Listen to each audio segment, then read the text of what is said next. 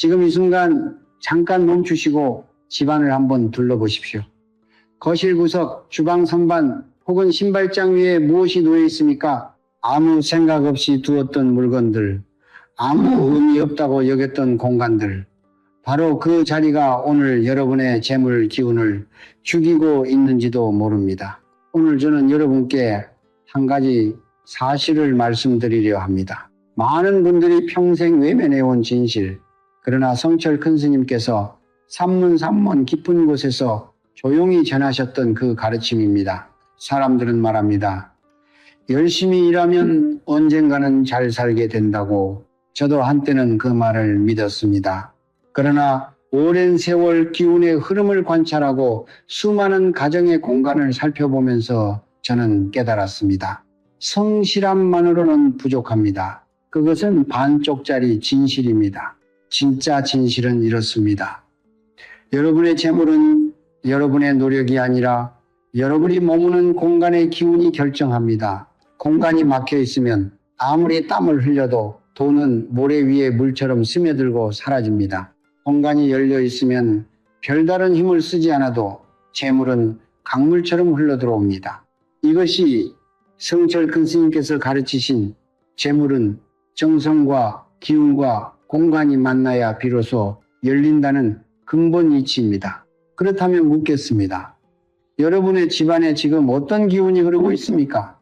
대부분의 분들은 이 질문 자체를 한 번도 해본 적이 없으실 겁니다. 좋은 가구를 들이고 비싼 인테리어를 하고 풍수 서적도 읽어보셨을지 모릅니다. 하지만 정작 중요한 것, 기운의 흐름을 여는 작은 매개체 하나를 놓치고 있었다면 어떻겠습니까? 오늘 제가 말씀드릴 것은 거창한 인테리어 공사가 아닙니다.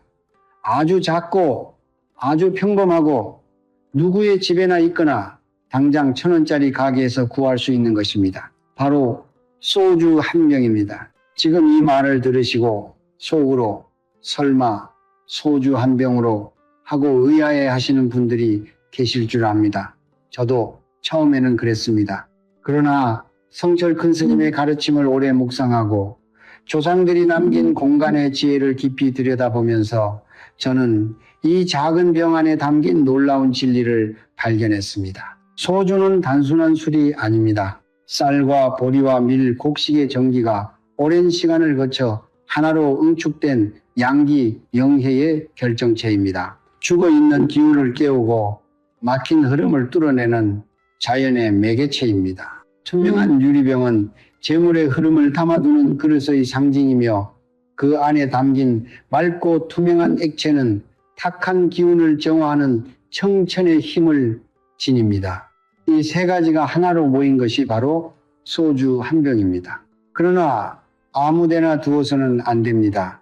잘못된 자리에 두면 오히려 기운이 역류합니다. 오늘 저는 여러분께 반드시 두어야 할 단 하나의 위치, 두어서는 절대 안 되는 세 곳, 그리고 놓을 때 지켜야 할 예법을 하나도 빠짐없이 알려드리겠습니다. 지금부터 3일 후 여러분의 가정에 예상치 못한 변화가 찾아올 것입니다.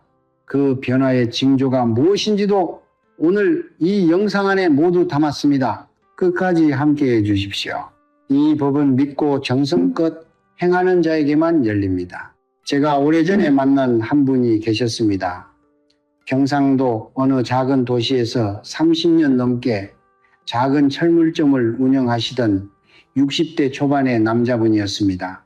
그분은 새벽 5시에 일어나 밤 10시가 넘어야 가게 문을 닫으셨습니다. 술도 거의 드시지 않으셨고 도박은 꿈에도 모르셨으며 가족을 위해 한평생을 바치셨습니다. 그런데 어느 날 그분이 저를 찾아오셨을 때 그 눈빛 속에는 말로 표현할 수 없는 피로와 혼란이 가득 담겨 있었습니다. 그분은 아무 말 없이 한참을 앉아 계시다가 조용히 입을 여셨습니다. 스님, 저는 평생 열심히 살았는데 왜 이렇게 되었을까요? 그분의 이야기를 들으면서 저는 가슴이 무거워졌습니다. 아들의 대학 등록금을 마련하려고 담보대출을 받으셨고 코로나로 가게 매출이 반토막 났으며 거기에 지인 보증을 잘못 썼다가 예상치 못한 비까지 떠안게 되셨습니다. 밤마다 새벽 3시면 눈이 떠지셨답니다. 어두운 천장을 바라보며 식탁 위에 쌓여가는 은행 고지서들을 생각하면서 내가 뭘 잘못했나, 내가 뭘 더 했어야 했나를 수도 없이 되새기셨다고 했습니다. 그런데 아무리 생각해도 답이 없었다고 하셨습니다. 잘못한 것이 없었으니까요. 게으르지도 않으셨고 낭비하지도 않으셨습니다. 그저 성실하게 묵묵하게 살아오셨을 뿐이었습니다. 저는 그분께 이렇게 여쭤봤습니다. 어르신, 댁의 집 안을 한번 생각해 보십시오. 현관을 들어서면 어떤 느낌이 드십니까? 거실은 밝습니까? 어둡습니까? 주방의 기운은 어떻습니까?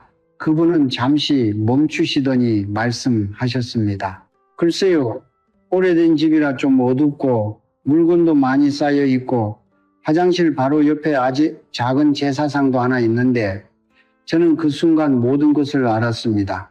문제는 그분의 노력이 아니었습니다. 문제는 그분이 30년 동안 살아온 그 공간이었습니다. 성철 큰 스님께서는 이런 말씀을 남기셨습니다. 마음이 곧 공간이요. 공간이 곧 운명이니라. 우리는 흔히 운명이란 하늘이 정해주는 것이라 생각합니다. 혹은 내가 얼마나 열심히 노력했느냐에 달려있다고 생각합니다. 그러나 스님께서는 그보다 더 근본적인 것을 가르치셨습니다.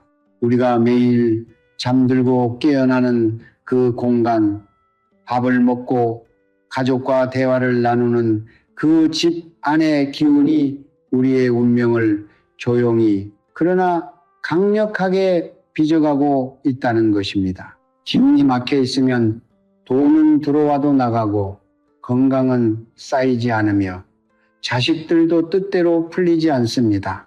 마치 구멍난 독에 물을 아무리 부어도 채워지지 않는 것처럼 말입니다. 그분의 집은 정확히 그런 상태였습니다. 오랫동안 쌓인 탁기 족회가 집 안 곳곳에 침전되어 있었고 재물이 들어와야 할 방위는 무거운 물건들로 막혀 있었으며 정화의 기운을 살려줄 매개체는 단 하나도 없었습니다. 그것은 그분의 잘못이 아니었습니다. 아무도 가르쳐주지 않았으니까요. 학교에서도 부모님도 그 누구도 공간의 기운을 어떻게 다스려야 하는지 알려주지 않았습니다.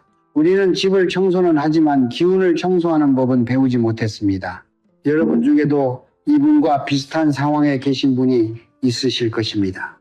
열심히 살았는데 왜 이렇게 됐는지 모르겠다는 분, 돈이 들어오는 것 같은데 항상 손에 남는 게 없다는 분, 이상하게 계속 지출이 생기고 뜻밖의 손해를 보는 분, 그것은 여러분의 능력 부족이 아닙니다. 그것은 기운의 통로가 막혀 있다는 신호입니다. 그리고 그 막힌 통로는 반드시 열 수 있습니다. 성철 큰 스님의 가르침 안에 그 답이 있습니다. 자, 이제 본론으로 들어가겠습니다. 많은 분들이 풍수라고 하면 거창한 것을 떠올리십니다. 집을 완전히 바꾸거나 비싼 수정을 사거나 전문가를 불러 집 전체를 점검받아야 한다고 생각하십니다. 그러나 성철 큰 스님께서는 언제나 말씀하셨습니다. 진리는 멀리 있지 않다. 밥상 위에 밥그릇 하나에도 마당 한 켠에 돌멩이 하나에도 우주의 이치가 담겨 있느니라. 오늘 제가 말씀드리는 소주 한 병도 바로 그 가르침의 연장선상에 있습니다. 작고 평범하지만 그 안에 담긴 이치는 결코 작지 않습니다. 이제 그 세 가지 이유를 하나씩 천천히 풀어드리겠습니다. 첫 번째 이유입니다. 소주는 곡식의 정지가 응축된 양기 영해의 결정체입니다. 쌀, 보리, 밀, 고구마. 우리 땅에서 자란 곡식들이 햇빛과 바람과 물을 받아 자라나고 그 생명의 에너지가 발효와 증류라는 긴 과정을 거쳐 한 병 안에 농축됩니다. 음양오행, 염양오싱의 관점에서 보면은 곡식은 토의 기운을 품고 있습니다. 토는 오행 중에서 중심을 잡아주는 기운이며 재물과 안정을 관장하는 에너지입니다.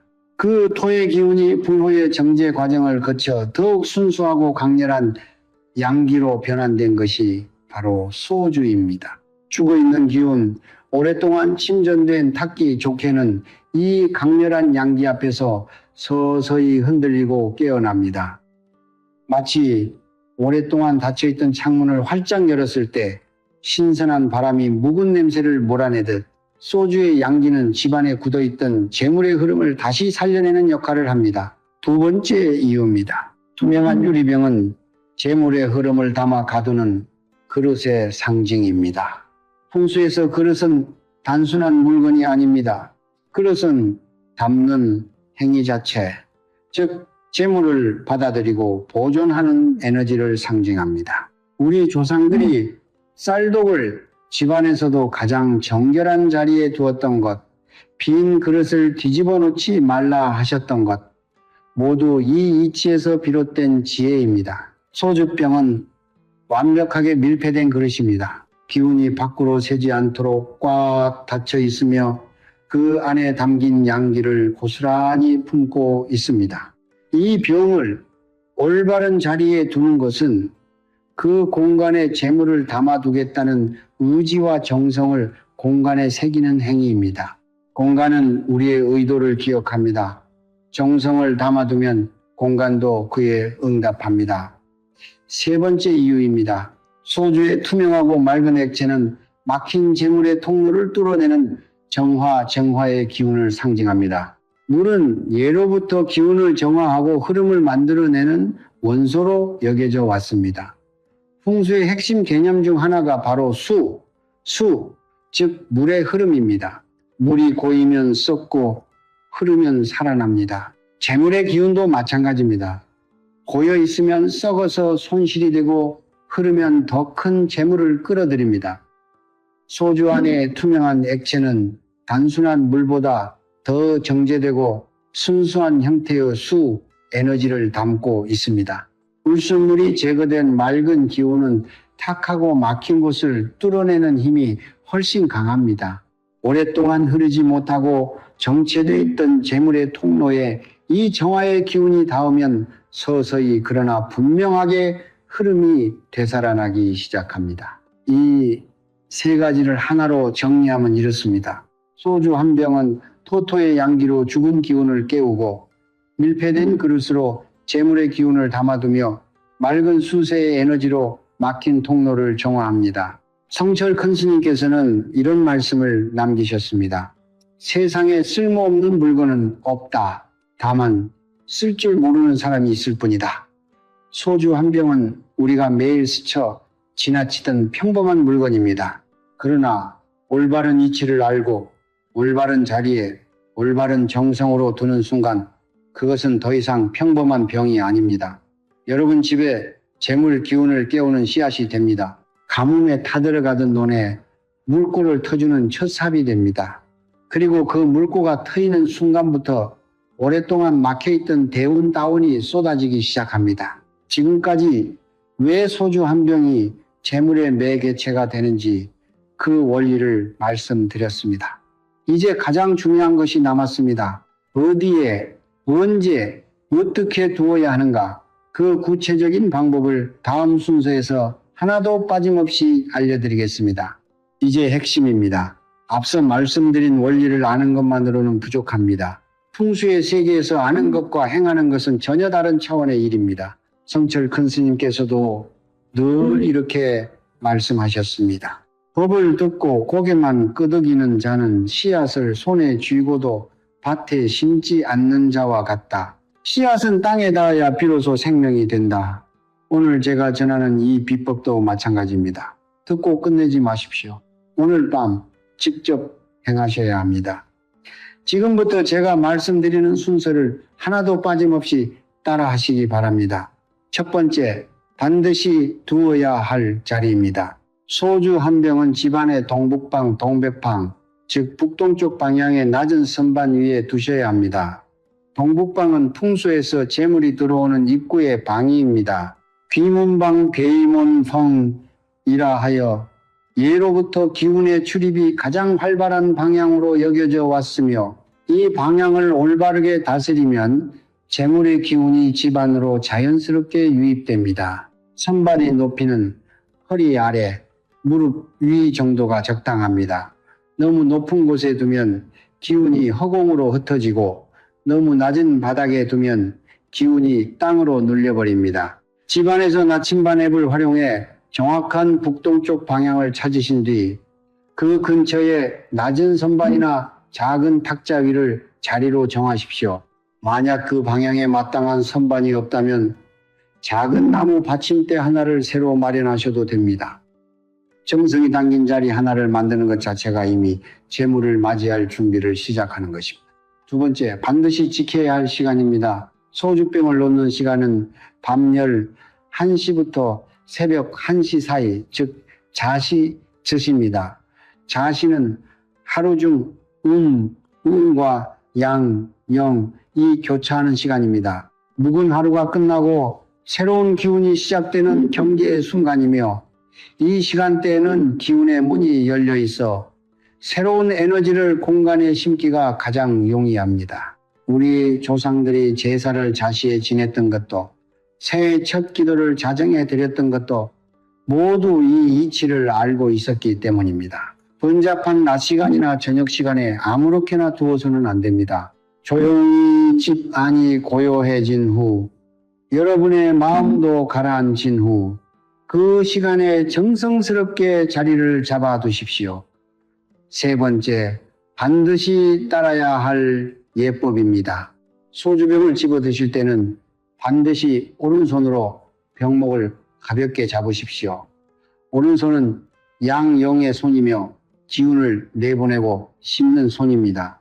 왼손은 이의 손으로 받아들이는 손입니다. 재물의 씨앗을 공간에 심는 행위이므로 반드시 오른손을 사용하셔야 합니다. 병을 자리에 놓을 때는 병의 입구, 즉 뚜껑 부분이 벽 쪽을 향하도록 두십시오. 병의 입구가 방 안쪽을 향하면 기운이 밖으로 새어나가고 벽을 향하면 기운이 안으로 모여 집안에 축적됩니다.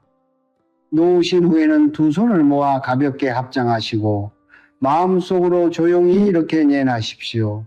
이 자리에 재물의 기운이 깃들기를, 우리 가족에게 복이 흘러 들어오기를. 거창한 주문이 필요하지 않습니다. 진심 어린 한마디가 어떤 화려한 의식보다 강한 기운을 만들어냅니다. 이제 절대로 두어서는 안 되는 세 곳을 말씀드리겠습니다. 이 부분은 반드시 기억하셔야 합니다. 잘못된 자리에 두는 것은 아무것도 안 하는 것보다 오히려 해롭습니다. 첫째, 화장실 근처에 두어서는 절대 안 됩니다. 화장실은 풍수에서 탁기 족해와 하강의 기운이 집중되는 공간입니다. 재물의 기운을 담은 병을 그 근처에 두면 어렵게 모은 재물 기운이 탁한 기운에 씻겨 내려가 버립니다. 실제로 화장실 바로 옆방을 재물의 공간으로 쓰는 가정에서 유독 지출이 잦고 돈이 모이지 않는 현상이 나타나는 것도 바로 이 때문입니다. 둘째, 냉장고 안에 두어서는 안 됩니다. 차가운 온기, 연비가 가득한 냉장고 안은 모든 기운을 얼려버립니다. 재물의 기운도 예외가 없습니다. 냉장고 안에 넣어둔 소주병은 양기를 발산하는 것이 아니라 오히려 기운이 얼어붙어 완전히 죽어버립니다. 재물이 들어오는 흐름을 동결시키는 것과 같습니다. 셋째, 닫힌 서랍이나 찬장 속에 두어서는 안 됩니다. 기운은 순환해야 살아납니다. 밀폐된 공간 안에 갇힌 기운은 흐르지 못하고 고여서 썩습니다. 서랍 속에 넣어두는 것은 재물을 가두어 질식시키는 것과 같습니다. 반드시 공기가 통하고 빛이 닿을 수 있는 열린 공간에 두셔야 합니다. 이 세 가지 금기는 절대로 어기지 마십시오. 올바른 자리에, 올바른 시간에, 올바른 예법으로 두는 것, 이 세 가지가 하나로 갖추어질 때 비로소 이 비법은 온전한 힘을 발휘합니다. 성철 큰 스님께서는 말씀하셨습니다. 정성이 반이요 이치가 반이니라. 둘 중 하나가 빠지면 절반의 기적밖에 오지 않는다. 오늘 밤 두 가지를 모두 갖추어 행하십시오. 그러면 절반이 아닌 온전한 기적이 여러분의 가정문을 두드릴 것입니다. 이제 여러분께 아주 중요한 것을 말씀드릴 차례입니다. 앞서 알려드린 대로 오늘 밤 자시저시의 소주 한 병을 동북방 낮은 선반 위에 정성스럽게 올려두셨다면 그 다음 3일 동안 여러분의 주변에서 일어나는 변화들을 주의 깊게 살펴보시기 바랍니다. 성철 큰 스님께서는 이렇게 말씀하셨습니다. 하늘의 응답은 언제나 작은 것부터 시작된다.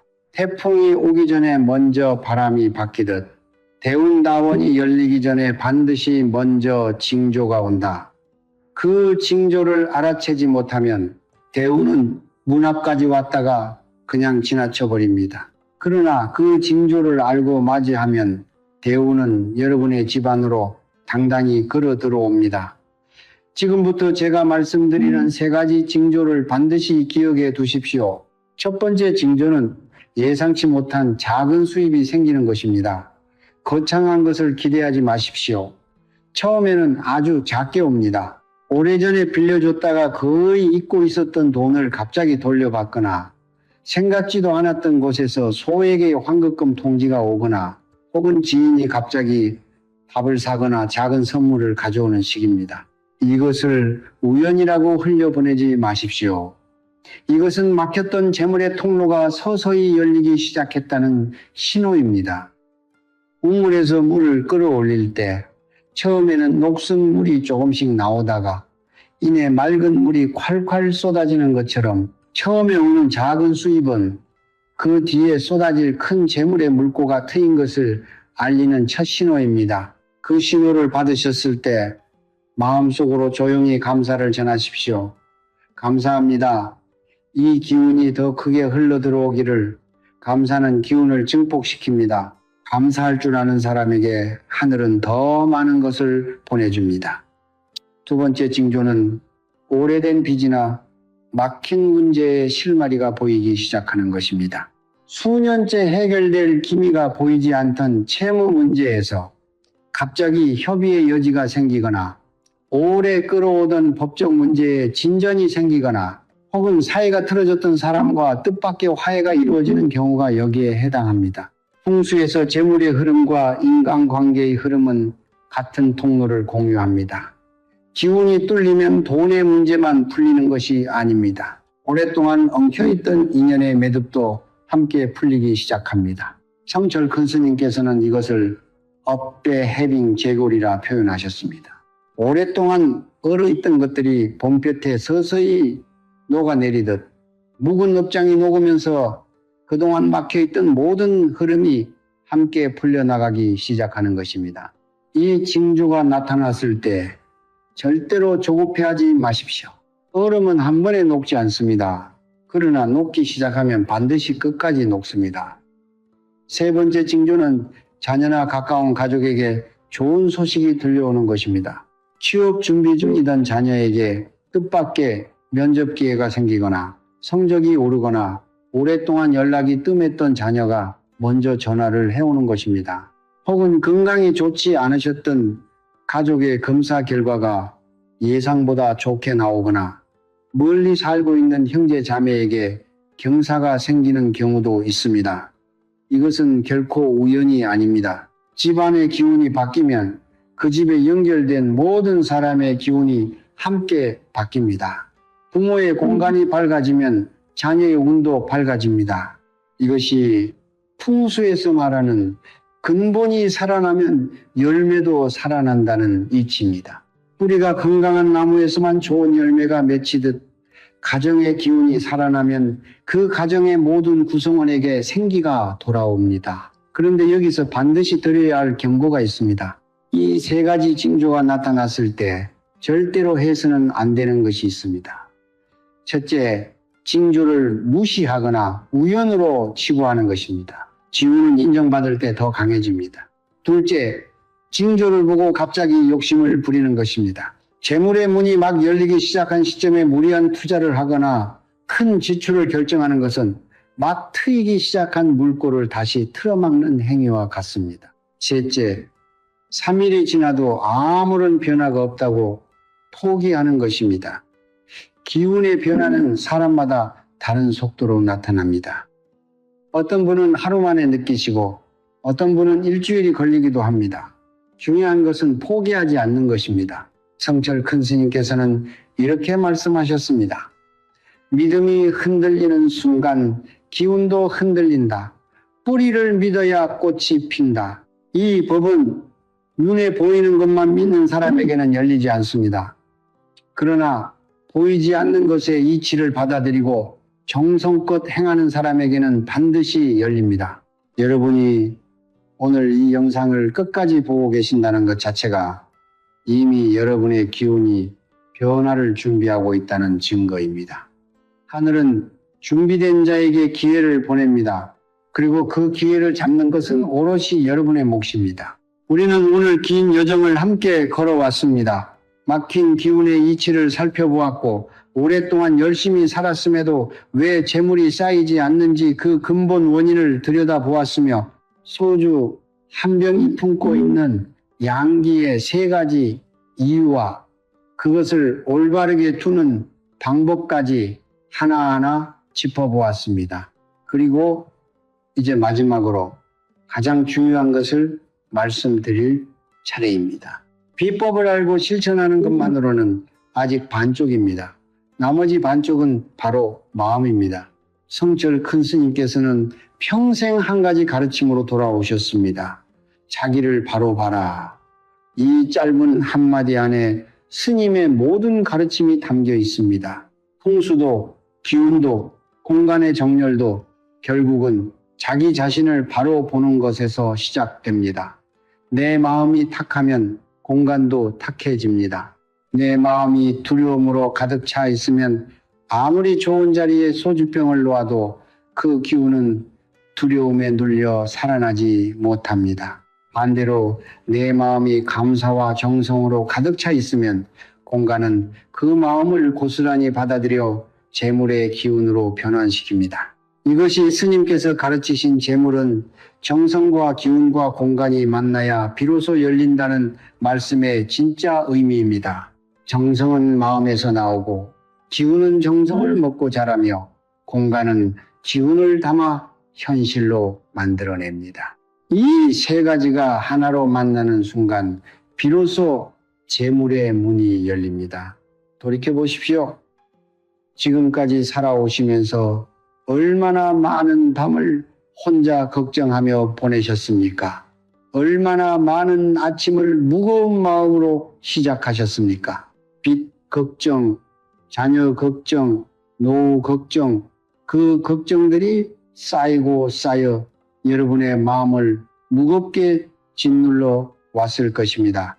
그러나 저는 오늘 이 자리에서 분명히 말씀드립니다. 그 걱정들은 여러분의 잘못이 아니었습니다. 여러분은 충분히 열심히 사셨습니다. 다만 아무도 가르쳐주지 않았던 것, 공간의 기운을 다스리는 법을 몰랐을 뿐입니다. 그리고 오늘 여러분은 그것을 배우셨습니다. 오늘 이 순간부터 여러분의 이야기는 새로운 장장을 시작합니다. 오늘 밤 자시스 시가 되면 조용히 일어나십시오. 집안의 동북방을 찾으십시오. 소주 한 병을 오른손으로 가볍게 들어 낮은 선반 위에 병 입구가 벽을 향하도록 정성스럽게 올려두십시오. 그리고 두 손을 모아 합장하신 후 마음속으로 혹은 입술로 조용히 이렇게 말씀해 주십시오. 우리 가족에게 재물의 복이 흘러들어오기를, 막혔던 것들이 모두 열리기를, 자녀들이 건강하고 뜻대로 풀리기를, 오랜 걱정들이 이제는 내려놓아지기를. 이 기도가 닿지 않을 하늘은 없습니다. 진심으로 드리는 한마디는 어떤 값비싼 부적보다, 어떤 거창한 의식보다 강합니다. 이제 댓글란을 열어주십시오. 그리고 지금 이 순간 여러분의 마음속에 가장 간절한 소원을 이미 이루어진 것처럼 적어주십시오. 나는 2026년 안에 모든 빚을 다 갚았습니다. 우리 가족에게 뜻밖의 큰 재물이 들어왔습니다. 나는 건강하고 풍요롭게 노후를 보내고 있습니다. 이미 이루어진 것처럼 쓰는 것이 중요합니다. 말과 글은 기운을 현실로 끌어당기는 가장 강력한 도구입니다. 스님께서는 말씀하셨습니다.